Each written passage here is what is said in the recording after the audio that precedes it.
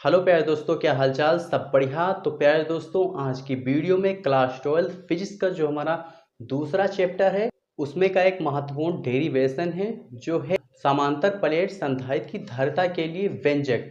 तो दोस्तों, ये जो क्वेश्चन है ये बेहद मोस्ट इम्पॉर्टेंट है क्योंकि ये जो यूपी बोर्ड है इसमें ये 5 नंबर का ये पूछा जाता है, तो इसको भी आप स्किप नहीं करेंगे। तो चलिए आज ट्रिक की सहायता से इसको आज हम पढ़ते हैं। आज चलिए आपको बिल्कुल से भी रटना नहीं पड़ेगा, एक एक स्टेप आपके दिमाग में सीधा जाएगा। तो चलिए वीडियो को शुरू करते हैं। और हाँ, वीडियो के आप एंड तक बने रहिए, नहीं तो आपको समझ में नहीं आएगा तो फिर मत कहना कि हमें समझ में नहीं आया। तो चलिए वीडियो को शुरू करते हैं। क्या है समांतर प्लेट की संधारित्र की धारिता के लिए व्यंजक?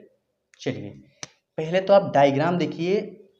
यहाँ पर क्या है, यहाँ पर दो समांतर प्लेट हैं। कितनी प्लेट हैं? दो। पहली एक, दो दो प्लेट हैं। समांतर का अर्थ समझ लिए। समांतर मतलब जो आमने सामने रखी हो तथा उनका जो शेप्स है यानी उनका जो आकार है वो समान हो, तो समांतर प्लेट समांतर कहते हैं। तो ये पहली प्लेट हो गई, ये दूसरी प्लेट हो गई। चलिए पहली प्लेट हमारी क्या है? पहली प्लेट हमारी एक्स है, दूसरी प्लेट हमारी वाई है। ठीक, ये जो 5 अंक का पूछा जाएगा तो इसको सबसे पहले आप जब आप लिखेंगे बोर्ड में तो सबसे पहले आप इसका जो डायग्राम वो बनाएंगे। फिर डायग्राम के नीचे आपको ये 4 लाइन है या 3 से 4 लाइनें हैं उसको आपको नीचे लिखना होगा। तो क्या लिखना होगा कि माना दो समांतर प्लेट एक्स व वाई, प्रत्येक प्लेट का क्षेत्रफल, इन जो प्लेट है इनका जो क्षेत्रफल है वो क्या है? ए है। भाई क्षेत्रफल हमेशा ए ही होता है। तथा इनके बीच की दूरी, इनके जो बीच की दूरी है यानी डिस्टेंस है वो क्या है? डी है। इन दोनों प्लेटों के बीच की जो दूरी है वो डी है। माना पहली प्लेट एक्स को प्लस क्यों आवेश दिया जाता है? चलिए समझ लेते हैं इसको। जो पहली प्लेट है इसको प्लस क्यों यानी प्लस क्यों आवेश दिया जाता है। प्लस क्यों आवेश को दिया जाता है और आगे पढ़ेंगे। आगे क्या है? तथा प्रेरण के कारण प्लेट वाई के भीतरी सतह पर माइनस क्यों आवेश उत्पन्न हो जाता है। यानी यहाँ पर आप थोड़ा समझिए, आपको समझना होगा। क्या समझना होगा?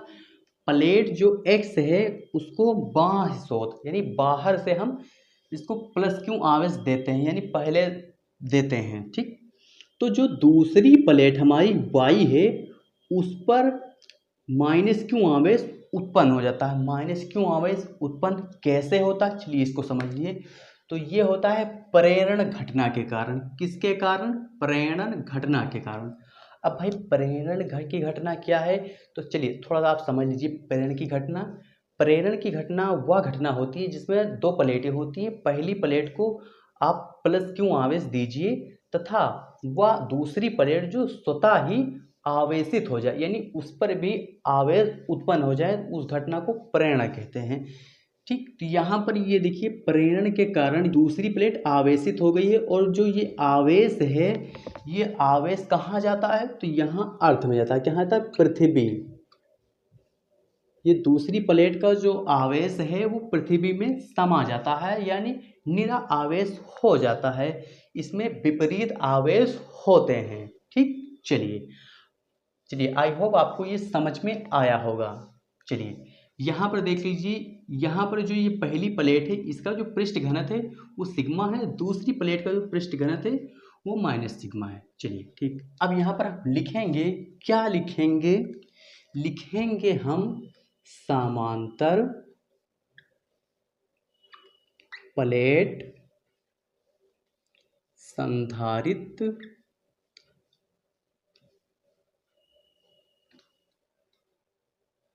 की प्लेटों के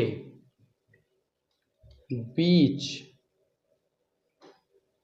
वैद्युत क्षेत्र की तीव्रता। भाई विद्युत क्षेत्र की तीव्रता क्या होता है आपने पढ़ा होगा, नहीं पढ़ा तो कोई बात नहीं। चलिए आप यहाँ पर समझ लीजिए क्या होता है। क्या होता है, ई बराबर क्या होता है, सिग्मा बाई एप्सिलॉन नॉट। यहाँ पर सिग्मा बाई 2 एप्सिलॉन नॉट होता है। यहाँ पर एक सिग्मा ये है और दूसरा सिग्मा ये, तो यानी यहाँ पर 2 सिग्मा ये हो गए और यहाँ पर 2, तो यहाँ पर 2 से 2 कैंसिल आउट, तो इसलिए यहाँ पर 2 नहीं लिखा जाएगा। चलिए इसको आप समझ लीजिए।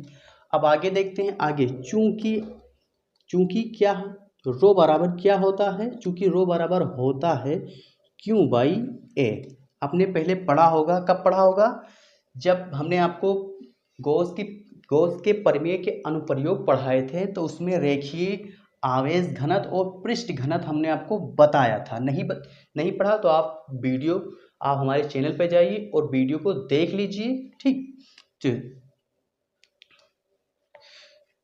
अब चलिए आगे देखते हैं आगे क्या होगा। तो आगे देखिए, आगे यहाँ पर ई बराबर आगे क्या लिखेंगे भाई, जो रो है, रो के स्थान पर रो का मान क्या होता है, क्यू बाई ए, तो रो के स्थान पे क्यू बाई ए को लिखेंगे।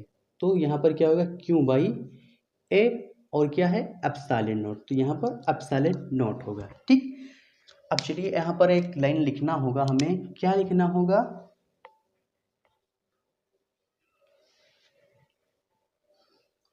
क्या लिखेंगे, यदि प्लेटों के बीच की दूरी d तथा विभव b हो तो क्या लिखेंगे, तो होगा हमारा E बराबर क्या होगा, V अपान डी, क्या होगा डी। अब भाई आप पूछेंगे ये हमने कहाँ से लिया, तो जब प्लेटों के बीच की जो दूरी है वो d हो और तथा इनका जो विभव है वो b हो, तो यहाँ पर ये फार्मूला लिखेंगे। अब चलिए इसको आगे देखेंगे, आगे क्या होगा, तो आगे हम v बराबर इसको E इंटू डी लिख सकते हैं ना, है ना, लिख सकते हैं। चलिए आप यहाँ पर देखिए, यहाँ पर क्या होगा, v बराबर यहाँ पर E आया है, तो यहाँ पर E का जो मान है वो लिखेंगे। E का मान कौन सा है, तो ये हमारा E का मान है इतना, तो E के स्थान पे हमें ये लिखना होगा। तो यहाँ पर क्या होगा, क्यू बाई क्या है, A epsilon not into D. ठीक, चलिए आगे हम लिखेंगे, क्या लिखेंगे, संधारित्र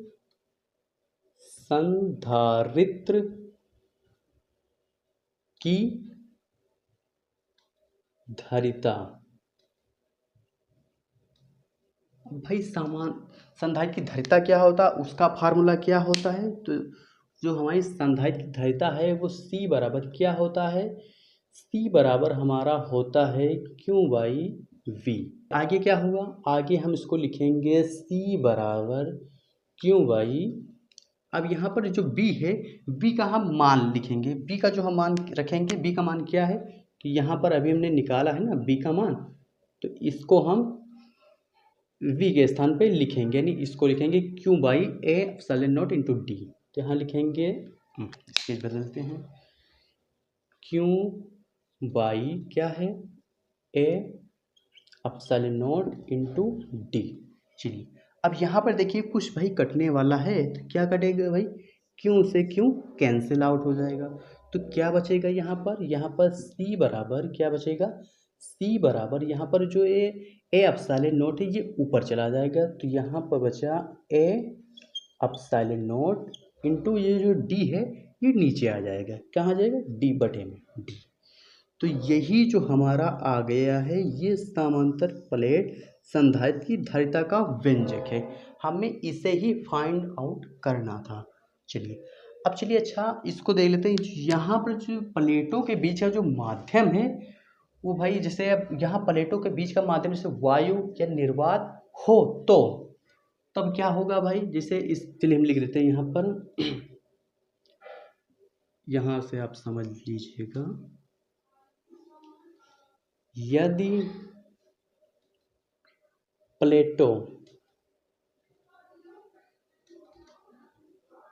के बीच के परावैद्युतांक